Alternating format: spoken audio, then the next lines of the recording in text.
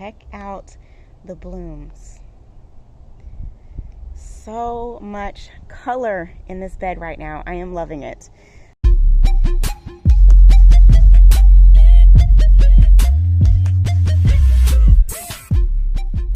Good morning, everyone. Jess here. Welcome back for my May garden tour. So I figured I'd just give you guys a quick little tour of just my front garden bed here to let you know what's changing, what's happening, what's in bloom, you know, all that jazz. So I'm going to start right here in my front corner here. As you can see, my ground cover, this is chocolate chip ajuga, is just about done blooming. If you guys missed my April garden tour, definitely check that out. This was in its full glory. It was just a nice full bluish purple sea of color. Like, it was so gorgeous.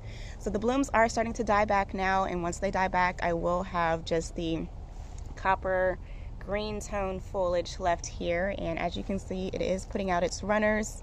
It's starting to run a little bit, so I'm excited about that. If you guys will remember, I did pop in a drift of Margarite sweet potato vine all the way down. So it is starting to cover that. I may need to move these just because when I planted them, this was probably like here-ish. So all of this is new growth from just the past couple of weeks. Also, my Supertunia Bordeaux down here is starting to fill in. I'm not sure what's going on with this one, but the rest of them are starting to put out more blooms, which I'm excited to see just fill in a nice purple drift of color. And then just have my lime green sweet potato vine. The sweet potato vine is kind of small, you guys. I had to give it a cut back just because we did have a couple nights where it dropped down into the low 20s and the leaves started to brown and they just didn't like the cold. So I cut them back and they are pushing out new growth. So excited to see those fill in as well. My daffodils here are just about done blooming. I did end up getting a double bloom on this bulb here. So as you guys can see, that beautiful ruffle color there. I love this peach and cream tone bloom. So I have started to cut back the spent blooms. I will leave the foliage up just until that starts to yellow and die back just naturally. I like to leave the foliage up just so that the bulbs can absorb all of the energy that they need in order to rebloom again next season. So I'll leave that there. Once the foliage dies back, I'll just be left with the Supertunia Bordeaux, the lime green drift of the sweet potato vine, and then I do plan on going in and planting up this space back here with another drift of plants, which I've already purchased. I'll show you guys in another video. But I did used to have 2 Crepe Myrtles planted here just to overwinter. I did end up digging those out and putting them in planters temporarily. So that's what used to live there. My little Limelight Hydrangea is leafing out really nicely. No blooms yet. This doesn't bloom until mid to late summer. The euonymus is looking lovely. I love that yellow and green pop of color. Sedums are looking amazing. These are Autumn Joy, so those will bloom late summer into fall. My Hosta here, I told you guys this thing gets huge, and this is not even its full size. This will fill in probably, I might have to move that coleus there.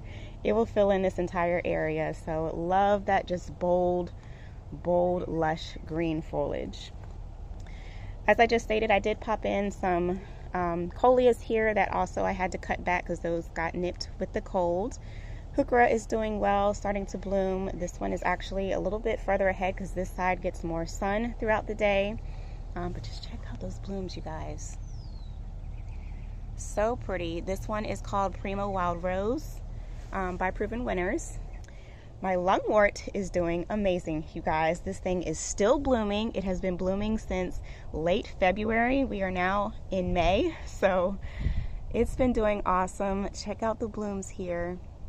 And you guys know that I love my speckled foliage. Like, so pretty. This plant has been doing so well. This probably, I want to say, was about the size of this coleus when I first planted it, and it's only been in the ground maybe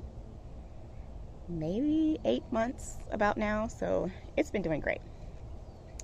I do still have one Crepe Myrtle over here that I need to dig up and relocate. My lamb's ear is starting to fill in amazing. It's almost a complete full ring. I do probably need to go in and cut back my stalks off of the 3 little blooms that I did have for my tulips this year, I'll just dig those up and relocate them. But you guys, check out the blooms. So much color in this bed right now. I am loving it. So this right here is an Autumn Frost Hosta. This is my favorite Hosta. This one I actually picked up on clearance last year. It was fried, dried to a crisp. It has rehabbed and come back double in size. And I just love the colors on it, you guys. I love that jade blue teal center surrounded by the lime edges. It's just, oh, that's perfection in a hosta for me. And I think it just looks so good with the other colors surrounding it. Like, look, just look at that. So pretty. Check out all the color on my azaleas. They are in their prime right now. And then also, you guys, look at my rhododendron.